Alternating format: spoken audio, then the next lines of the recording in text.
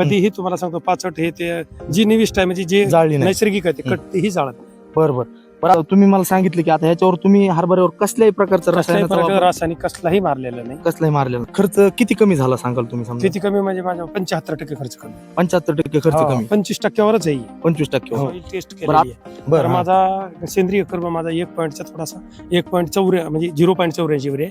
0.84. एक वर कसा जाईल हा हा. याची मरमर आहे माझी. आणि आणखी फिश ऑइल केलेलं आहे. फिश ऑइल केलेलं आहे आपण हा. आता बघितलं. हो. फिश ऑइल साठी काय काय साहित्य फिश ऑइल केलेलं आहे. अंडा ताक. बरं आता हा. त्याच्यासाठी काय काय साहित्य लागतं? त्यात साहित्य जीवामृत एक सोडलंय. हम्म. जीवामृताला 180 लिटर पाणी. हम्म. अक्षरशः वरी हिरवी आळी दिसत होती. दिसत होती. हो, ती आळी पण दिसली नाही. ती आळी नियंत्रित झाली नियंत्रित पूर्णपणे. झाली. त्याचा निम अस्त्र केलं. हा, एक हा. आणि वेस्ट डिकम्पोजर गाजियाबादचं होतं बरोबर. ते माझ्याकडे मी सतत ठेवत होते. बरं हा. ते पण नमस्कार शेतकरी मित्रांनो, आज आपण आलेलो आहोत. गावाचं नाव आहे काडीवडगाव, तालुका वडवणी, जिल्हा बीड. आज आपल्यासोबत जे शेतकरी आहेत त्यांनी उन्हाळी जो त्यांचा हरभरा आहे याची लागवड केलेली आहे. आणि यांची विशेषता अशी की हा पूर्ण हरभरा जो आहे हा नैसर्गिकरित्या त्यांनी उत्पन्न घेतलेला आहे. उत्पन्न सुरू आहे आणि नैसर्गिक शेतीचा पूर्णपणे ते अवलंब करीत आहेत. त्यांचा जो खर्च आहे तोही त्यांनी बऱ्यापैकी शेतीमध्ये कमी केलेला आहे. आणि 2 प्लॉट आहेत त्यांच्याकडे. एक रासायनिकवर बाजरीचा प्लॉट चालू आहे आणि एक जो आहे तो नैसर्गिकवर आहे. दोन्ही मधला फरक आहे ते आपल्याला पुढे सांगणार आहेत. कशा पद्धतीनं ते वेगवेगळ्या निविष्ठांचा वापर करतात. जीवामृत असेल, बीजामृत असेल किंवा आग्नेयास्त्रे, निमास्त्रे किंवा फिश ऑइल, हे सगळे जे निविष्ठ आहेत कसे बनवतात आणि कशा पद्धतीने वापर करतात ही सर्व माहिती आपण आज सखोल त्यांच्याकडून स्वतः जाणून घेणार आहोत. तर आपण मुलाखतीला सुरू करूयात. तर नमस्कार सर. नमस्कार. सर्वप्रथम आपलं नाव सांगा. नाव माझं बाबूराव हरजी राठोड, राहणार काडीवडगाव, हम्म. तालुका वडवणी, जिल्हा बीड. बरोबर. आता हे जे आपण हरभरा इथं पाहत आहोत किती क्षेत्र आहे तुमचं टोटल? 1 एकर क्षेत्र आहे. बरोबर. आता याची कधी लागवड झालेली? याची 1 मार्चला म्हणजे फेब्रुवारी 1 लागली. बरोबर. आता तुम्ही मला सांगितलं की आता ह्याच्यावर तुम्ही हरभऱ्यावर कसल्याही प्रकारचं कसलाही रसायनाचा प्रकार वापर रासायनिक कसलाही मारलेलं नाही. कसलाही मारलेलं नाही. बरं. आता जे आता समजा रासायनिक नाही मारलं तर आणि जमीन खालून पण दिलेलं नाही. खालून पण दिलेलं नाही. नाही. बरोबर. आता जी जमिनीची आवश्यकता आहे तिथं आपल्याला पूर्ण करावं लागेल. हो, करावं मग आता सुरुवातीपासून सांगा. आता समजा जे खत व्यवस्थापन आहे तुम्ही रासायनिक दिलं नाही कोणतं, हा. मग तुम्ही जैविक मध्ये काय दिलं याला? जैविक मध्ये याला पहिलं हरभरा बी आणलं हम्म. आणि बियाला बीजामृतात बुडवलं बरोबर. आणि म्हणजे त्याची ही केली, बीज प्रक्रिया बीज केली, प्रक्रिया केली हा. आणि टोकनने लावले. टोकन लावलं. बरं. त्याच्यानंतर तुम्ही आता म्हणलात की जीवामृत सोडलं समजा. जीवामृत सोडलं हा. आणि वेस्ट डिकम्पोजर गाजियाबादचं होतं बरोबर. ते माझ्याकडे मी सतत ठेवत होते. बरं हा. ते पण सोडलेलं आहे. बरं. आता हे वेस्ट डिकम्पोजर जे आहे हम्म. ते काय बनवण्याची प्रक्रिया, काय साहित्य त्याला? ते 200 लिटर पाण्यासाठी 2 किलो गुळ हा. आणि 1 लिटर जरी असलं ते वेस्ट डिकम्पोजर हा. इर्जन हा. तरी ते होऊ शकतं. बरोबर. त्याला किती दिवसांनी सोडायचं? त्याला 7 दिवसांनी सोडायचं. 7 दिवसांनी सोडायचं. हो. बरं. आता जीवामृत एक सोडले तुम्ही. जीवामृत एक हो. त्याला काय काय साहित्य? जीवामृत एक सोडलंय. हम्म. जीवामृताला 180 लिटर पाणी. तर 10 किलो गाईचं शेण, शेण. हा. 10 किलो गावरान गाईचं, 10 लिटर गोमूत्र, गोमूत्र. हा. 2 किलो कटाणाचं पीठ आणि 2 किलो गुळ आणि 1 वडा खालची, अर्धा किलो माती. बरोबर. आता हे खत व्यवस्थापनासाठी तुम्ही समजा नैसर्गिकरित्या हे केलं बरं का. आता जसं जसं पीक वाढीच्या अवस्थेमध्ये जातं आपल्याला कीड व रोग पाहायला मिळतात बरं का. हो. त्यासाठी तुम्ही बाहेरून काही सोडलेलं नाही, जे आपलं नैसर्गिकरित्या आहे तेच हो. तुम्ही वापर केलाय. तर काय कशाचा वापर केलेला आहे त्याचा तुम्ही? निम अस्त्र केलं. हा. 2 लिटर गोमूत्रासाठी हम्म. 1 किलो आपण ते कडुलिंबाचा पाला शिजवला बरं. हा. आणि त्याचा वापरून आपण 100 मिली एका टाकीला घेतला. 100 ml एका टाकीला घेतलं. बरोबर. त्याला कसा रिझल्ट भेटला तुम्हाला? त्याचा एकदम रिझल्ट अक्षरशः वरी हिरवी आळी दिसत होती. दिसत होती. हो, ती आळी पण दिसली. ती आळी नियंत्रित झाली. नियंत्रित झाली. बरोबर. तुम्ही बघू शकता हम्म. छिद्र नाही त्या घाट्याला याला. प्लॉट तर एकदम हा. नंबर 1 अवस्थेमध्ये तुमचा हो. सध्या. बरं. आता त्याच्यानंतर आग्नेयास्त्र वगैरे असं काय वापरले? आग्नेयास्त्र, ब्रह्मास्त्र हम्म. आणि निमास्त्र, हे जे निमास्त्र आहे हे वापरले. पण आग्नेयास्त्र, ब्रह्मास्त्र बनवत असतो मी आता. 1 मार्च महिन्यात बनवायचे आणि नंतर पुढच्या जून महिन्याच्या वापर करायचे. बरोबर. आता तुम्ही सांगितलं की तुम्ही अजून काय काय बनवितात घरी नैसर्गिक शेतीसाठी? असून नैसर्गिक शेतीसाठी हा. आपण अंडा ताकचं केलेलं आहे. अंडा ताक. बरं. आता हा. त्याच्यासाठी काय काय साहित्य लागतं? त्यात अंडा 1 लिटर ताकासाठी 10 अंडे फोडून ते बी म्हणजे लवकरात व्हायचं म्हणलं. हा. आता उशीर लागला तर त्याला तुम्ही अख्खे अंडे बी टाकू शकतात. बरोबर. हा. ते वापरून आपण 100 मिली एकाला फवारायला वापरले. 100 ml फवारणीसाठी. हा. बरं. आणि ते पाटपाण्यानं बी देता येते? पाटपाण्या बी देता येत. बरोबर. पाटपाण्या ड्रीप मधून सुद्धा हो. सोडतो. त्याचा रिझल्ट कसा भेटला तुम्हाला? Result number 1. अंडा ताक टॉनिक हो. ना? म्हणजे ही जी घाटे आहेत का, हा. हा. जे आता रासायनिक मध्ये असतात तसेच घाटे आहेत ना, बघा ना हो. तुम्ही. हो. तसेच आहेत अगदी हा. तसेच. बरोबर. आता त्याच्यानंतर अजून कोणती निविष्ठा बनवली तुम्ही? आपण आणखी फिश ऑइल केलेलं आहे. फिश ऑइल केलेलं आहे आपण हा. आता बघितलं. हो. फिश ऑइल साठी काय काय फिश साहित्य? ऑइल साठी ते आतडे असतात वेस्टेज गेलेलं माशाचे माशाचे. तर ते 10 किलो आतडे आणि 10 किलो गुळ टाकले. 10 किलो गुळ आणि आतडी किती दिवस ठेवायची ती? ते 1 महिना ठेवायचे. 1 महिना ठेवायची. आणि त्याच्यात कुजण्याची जी प्रक्रिया आहे आपल्याला समजा लवकर वापरायची त्यासाठी थोडस 1 लिटर आपण वेस्ट डिकम्पोजर टाकले. वेस्ट डिकम्पोजर कल्चर कुजण्यासाठी. बरोबर.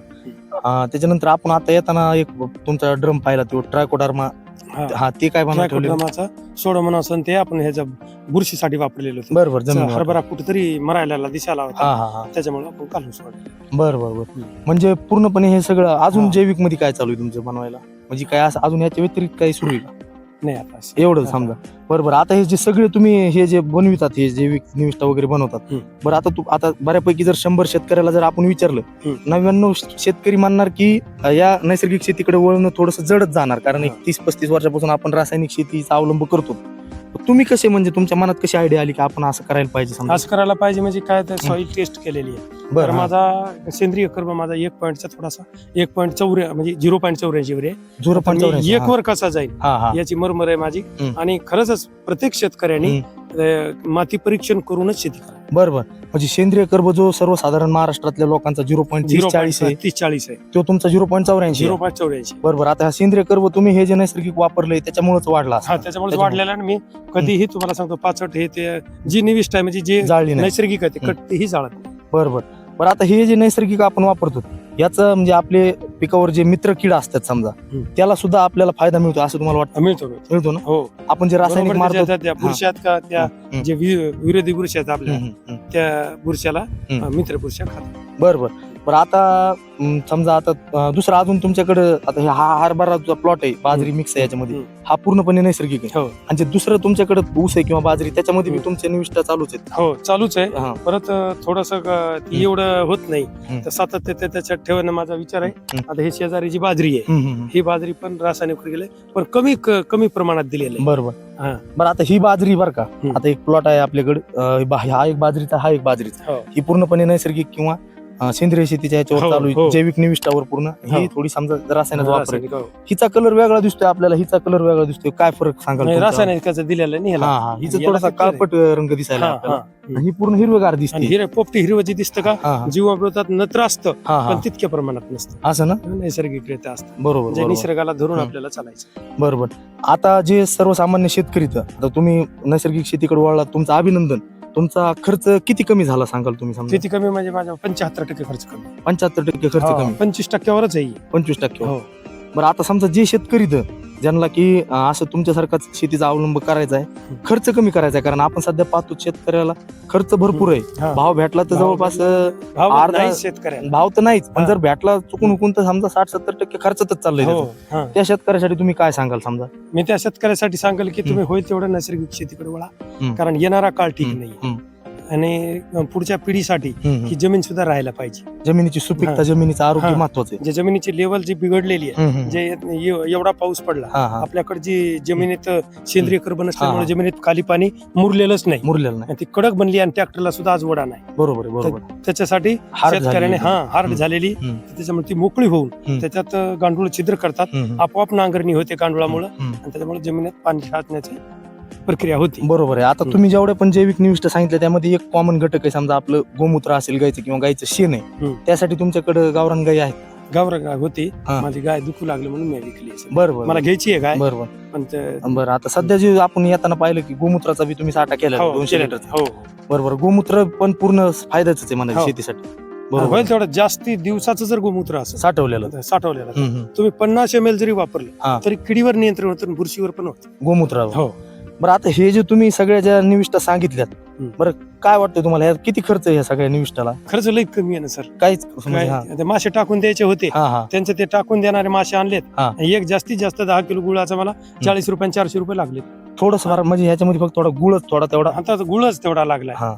पण रासायनिकच्या तुलनेमध्ये किती कमी? म्हणजे किती म्हणजे 75% कमी. रासायनिकला तर तुम्ही टाकल्याशिवाय येतच नाही काही. बरोबर. पण नैसर्गिक शेतीकडे थोडासा निसर्गाला धरून राहिल्यावर बरोबर आहे. सर, तुमचं खूप खूप अभिनंदन, तुम्ही करतात ही नैसर्गिक शेती. तर शेतकरी मित्रांनो, ही पूर्ण मुलाखत आपण पाहिली, कशा पद्धतीनं यांनी नैसर्गिक शेतीचा अवलंब करून ते उत्पन्न घेत आहेत, त्यांचा खर्च देखील कमी झालेला आहे हे स्वतः त्यांनी सांगितलेलं आहे.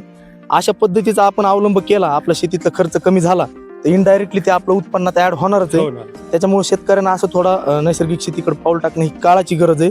ह्या मुलाखतीमधून आपण हा धडा घ्यायला पाहिजे की अशा पद्धतीच्या जैविक निविष्ठा घरगुती बनवणं, घरगुती प्लॉटवर त्याचा वापर करणं, त्याचा रिझल्ट घेणं, त्यात सुधारणा करणं ही काळाची गरज आहे. तर अशा पद्धतीचं तुम्ही अवलंब करा. तर धन्यवाद.